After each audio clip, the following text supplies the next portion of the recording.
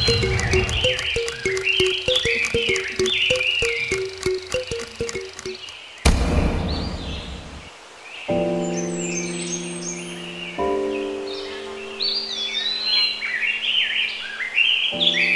premier voyage au Burkina Faso en 1985, j'avais 19 ans et je me suis retrouvé au Burkina par hasard. Suite à ce voyage, j'ai décidé de faire du cinéma. Pourquoi j'ai été marqué par ce voyage? Parce qu'il y avait la révolution au Burkina Faso en 1985. Comment dire, c'est l'histoire qui se déroulait en direct devant nos yeux et j'ai été très marqué par cette histoire. C'est la première fois que je viens au Québec, au Canada, même en Amérique du Nord, si vous voulez savoir. Je suis très heureux, mais je ne connais pas plus que ça le Québec, sinon de réputation, et bien sûr. Je suis arrivé hier, donc j'ai pas encore le temps de sentir les choses, mais enfin, disons, pour l'instant, tout se passe très bien. C'est le premier festival de films africains auquel je participe. C'est pourquoi j'ai accepté l'invitation de Vue d'Afrique.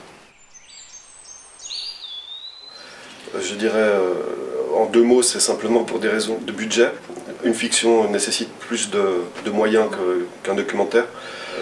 Au départ de mon projet, en 2007, je n'ai pas trouvé de producteurs ou de personnes intéressées ou d'institutions, etc. Tout le monde m'a dit que la révolution s'était totalement dépassée, que Sankara il était d'une autre époque et que du point de vue de l'Europe, l'Afrique ça ne nous intéresse pas. Donc on ne va pas financer un film, une fiction sur Sankara. J'ai persévéré, donc j'ai utilisé des images d'archives que je possédais moi-même, que j'ai trouvées par la suite, et voilà, des images d'archives que j'ai collectées depuis 25 ans, c'est-à-dire pas seulement des images d'archives, mais aussi des sons, des journaux, enfin voilà, et puis surtout une mémoire orale. Je viens aussi avec mon histoire. Je vais carrément vous dire que c'est pour moi le plus important homme politique du africain du XXe siècle, mais c'est aussi pour moi l'homme politique peut-être le plus important du monde, tout simplement. Je pense qu'il a un discours universel et que la parole de Sankara fait écho pour tous les peuples opprimés de la terre. L'assassinat de Sankara fait partie de sa vie, et donc si vous faites le portrait de Sankara, il est nécessaire de décrire, disons, en tout cas les conditions de sa disparition. Il n'y a pas eu d'enquête sur les circonstances de la mort de Thomas Sankara. Jusqu'à ce jour, donc 26 ans après, on ne sait toujours pas qui... enfin, on sait qui a tué Sankara, mais on ne sait pas qui a donné l'ordre, si vous voulez. Voilà.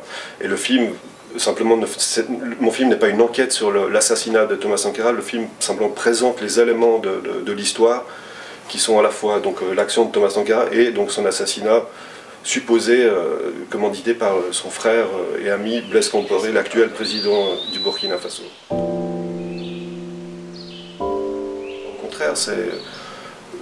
Mon film pose des questions sur l'amitié, c'est-à-dire, voilà, donc c'est plutôt des questions justement, et l'amitié c'est un sentiment universel de nouveau, donc c'est des questions fondamentales. Depuis l'Antiquité, si vous voulez, depuis le mythe d'Abel et Caïn, il y a des fratricides, il y a des meurtres, des assassinats entre frères ou amis, et donc c'est qu'une histoire de plus dans cette mythologie-là, si vous voulez. On sait qui a appuyé sur la gâchette pour tuer Thomas. C'est sorti dans la presse burkinabé en 2006, sauf erreur, dans le journal Le Matin, il y a la liste. Enfin, la liste ne comporte que les initiales, mais ensuite, en 2007, dans le livre L'affaire Thomas Sankara de Dieudonné Nkunku, il donne les noms complets par rapport à ses initiales. Donc c'est un commando d'élite, enfin un commando militaire burkinabé. C'est ces gens-là qui ont appuyé sur la gâchette. Ces gens-là sont tous morts aujourd'hui, de toute façon.